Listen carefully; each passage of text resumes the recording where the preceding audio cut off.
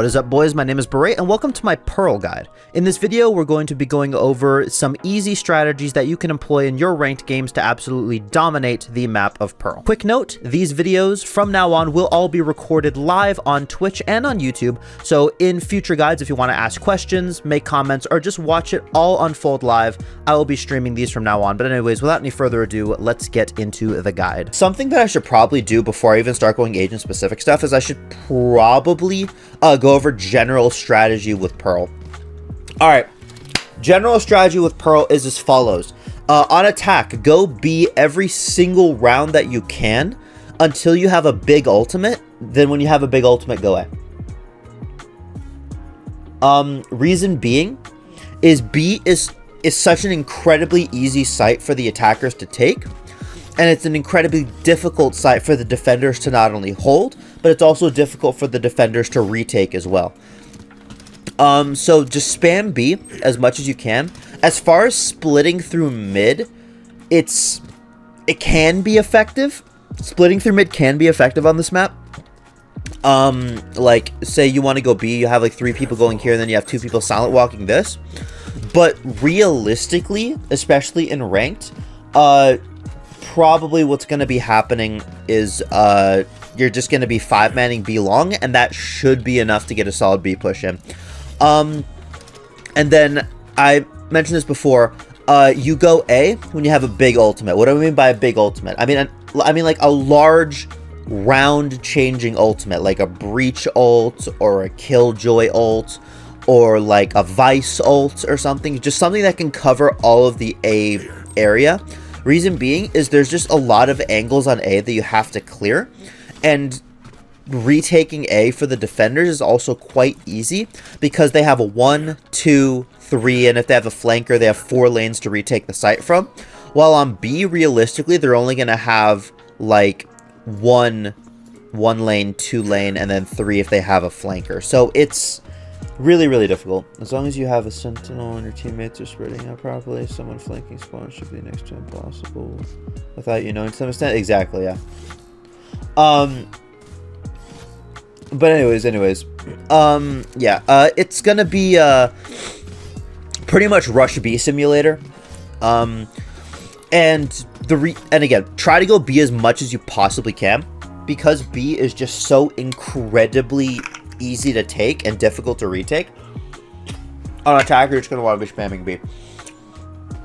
And I like this map, but that's sort of the reasons why I have a little bit of qualms with this map, is because this map is just so incredibly attack-sided because of B. It's just nasty. But anyways, the answer to that, most of the time, for defenders, is to spam flank. Now, retaking B is a nightmare unless you have a flanker, because when you have a flanker, it makes the B retake a little bit easier. But realistically, all the Sentinel's going to have to do is just, you know, plop a trip right here and your entire flank route is gone. But if you do somehow get a successful flank off, it makes it more difficult for the attackers to play for spam, because oftentimes what you'll get is you'll get the attackers planting the bomb either right here, or they'll be planting it like right here, sticking out. And when that happens, they're just going to be playing like right here, or they're going to be playing back here. Just, you know, swinging off tap, spamming the bomb, or smoking and spamming the bomb, and just, you know, pretty much getting free spam. Yo, Timon, how you doing? But still, the flank is sort of going to get cooked by the trip anyways. So as far as holding B goes, 90% of the time, you're going to want to have your stack on B. Because assuming that in ranked you have a decent team comp, where you have smokes, hard entry, flashes, recon, and a controller. Sorry, smokes, recon, hard entry, flashes, and a sentinel. I mean, I am misspeaking like crazy. You're going to want to have your sentinel on A to disincentivize them from just rushing A. And you're going to want to have your stack on B, i.e. you're going to have 3 people on B. Reason being, sentinel setups are really difficult to sort of do on B, because the site is so large and there's so much area you have to cover with your trips or mollies or whatever. Generally, it's better to just have the more people on B. But if you have your Sentinel set up on A and they're just taking A for free, then I'd sort of try putting your stack on A, maybe. But yeah, as far as that goes, generally going to have your stack on B to sort of try and fend it off. So the way to counter a lot of this B aggression is B long control. B long control is very, very important on Pearl. So generally what I'll see is people trying to fight for that B long control. You'll either have someone like right here at the start of the round. You'll have someone behind pillar flashing like this, getting ready to take space. But long control is pretty important for the defenders. For the attackers, they're pretty much given long for free. The defenders have to sort of work to take long control. But if the defenders can take long control, it kind of just shuts them out from pushing B, unless they just 5-man link for some reason. But I mean, c'est la vie at that point. So if they 5-man push link, unlucky. But B long control is very important. And if you can sort of funnel them to go A and run into your Sentinel setup, that's kind of what you want. Again, this map is very, very B heavy, and holding down this B long space as a defender is 90% of the time what's going to net you winning the round or losing the round. And yeah, that's just the general strategy with Pearl. It's really, really a straightforward map. It's a simple, straightforward map, but the complexities come when there's agent-specific stuff you have to worry about. So I'll get into that now. Smoke specific stuff. Generally on B, what you're going to be doing is if you have an Astra, you're going to be using a recall smoke right here to get your team across. But if you don't have an Astra here, you're just going to ask your initiator to flash for you to get you across this line to beat this angle and this angle. And then once your team gets to about this point right here, you're going to be smoking heaven like this, and you're going to be smoking CT like this. Now, reason why you don't want to smoke halls is the entire reason why people think smoking halls is good, which it is, and I'm making it very clear. This hall smoke is absolutely atrocious. Never smoke halls. It's terrible. Only time I would say to smoke halls is if they have an operator, but if they don't have an operator, don't smoke halls. But the reason why smoking... the reason why smoking this people think is a good idea is because people just sit here and they sort of just try and hold you like this, right? And obviously the smoke would nullify that, but it also gives the defenders a lot of space back sight to sort of just roam around back halls to clear it, not really have to worry about it. They can sit inside the smoke. They can be sort of out, you know, on the side of it, and actually going and clearing back halls is going to be a nightmare and a half for your duelist, because 90% of the time you're going to get your duelist dashing in and clearing halls like this. But when there's just a smoke in their face stopping them, they're going to have to be a lot more careful about it. They swing out here, they're going to be exposed to a 50-50 angle. There could be someone in this corner, or there could be someone right here like holding them. It's just a nightmare for your duelist.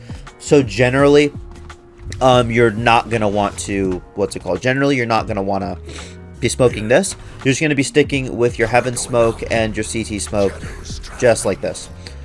Yeah, and honestly for smokes that's about it. Now onto agent specific stuff. A play that I'll use with Omen sometimes is I'll flash like this and I'll teleport right here. This play is for after I smoke. So I will smoke like this and like this. I'll wait for like my flash to come out from my initiators, and then as my duelists are getting on site, I'll teleport right here. Because oftentimes what ends up happening is the reason why I've sort of angled my flash like this is to cover this angle right here and back here and sort of over here as well.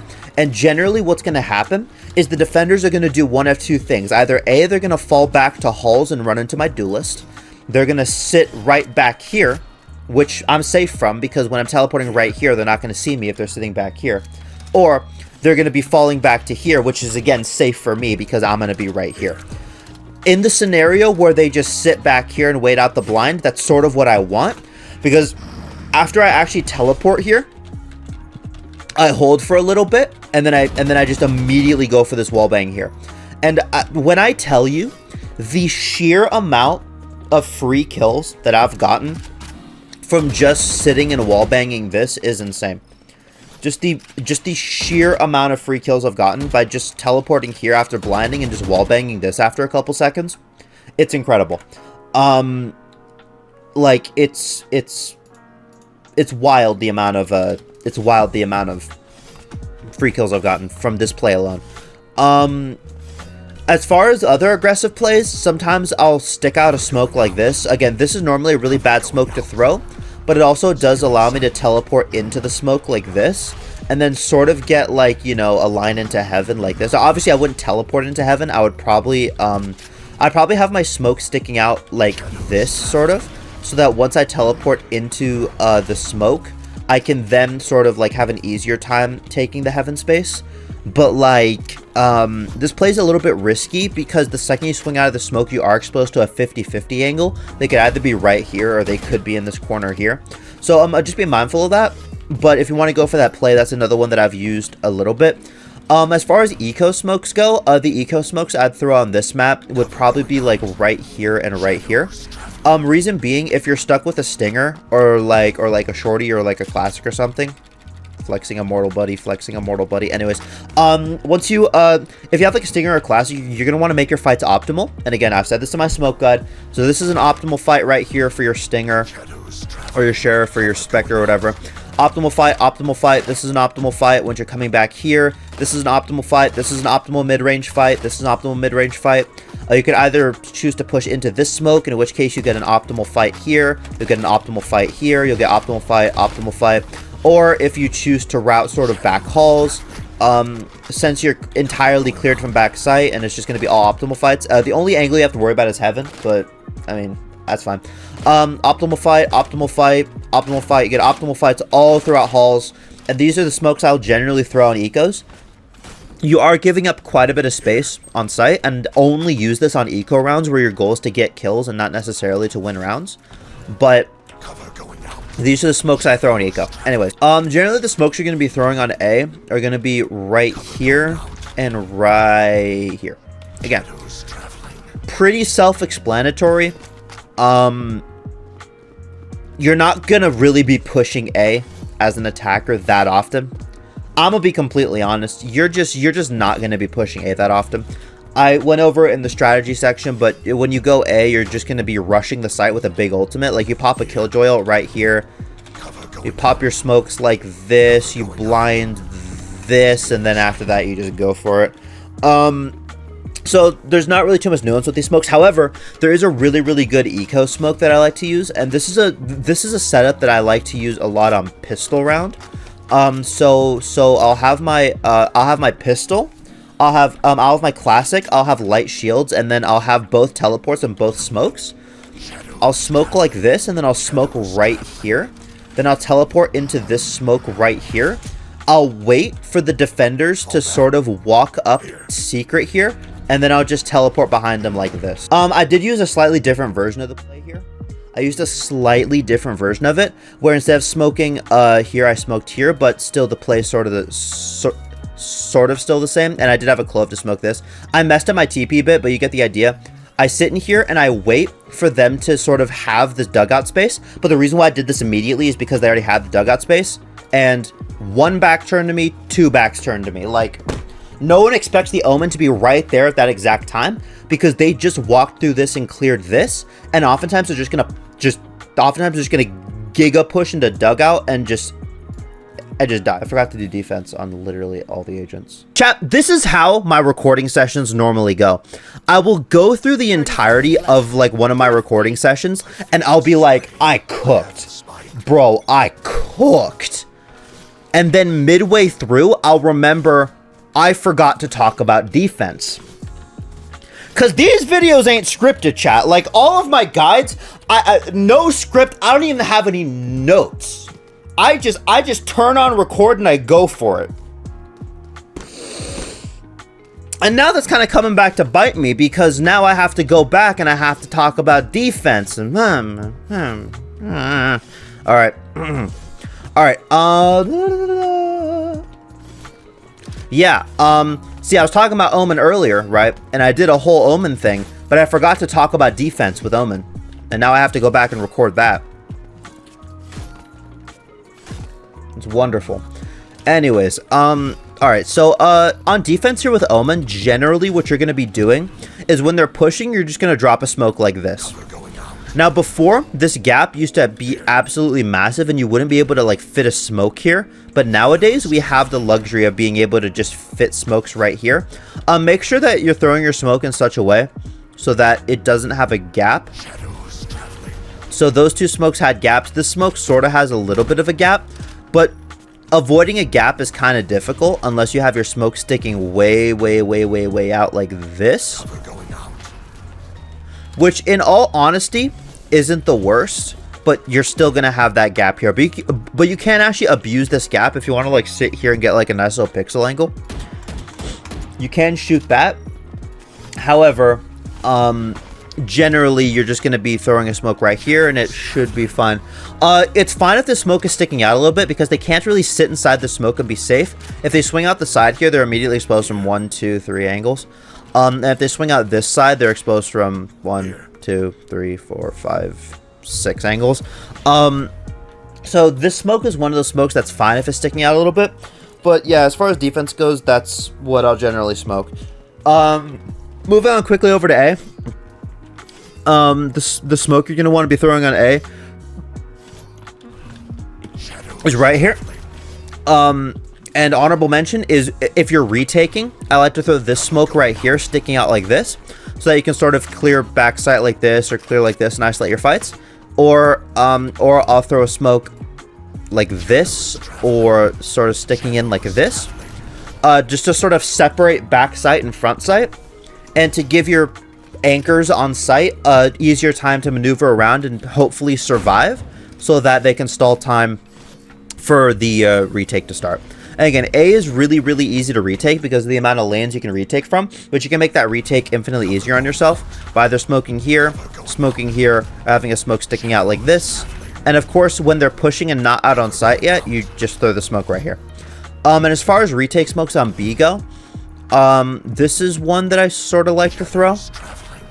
Reason being is, again, retake smokes are all about isolating fights. Retake smokes are all about isolating fights. And what this smoke allows you to do is it allows you to isolate this fight, it allows you to isolate this fight, it allows you to cross into back halls for free. And then once you go back halls, it allows you to isolate this fight and any subsequent fights here. And also, it gives you good time to smoke off the bomb, clear your fights, and then try and go for some kind of stick here. But yeah, so that's about it as far as smokes go on this map. Let's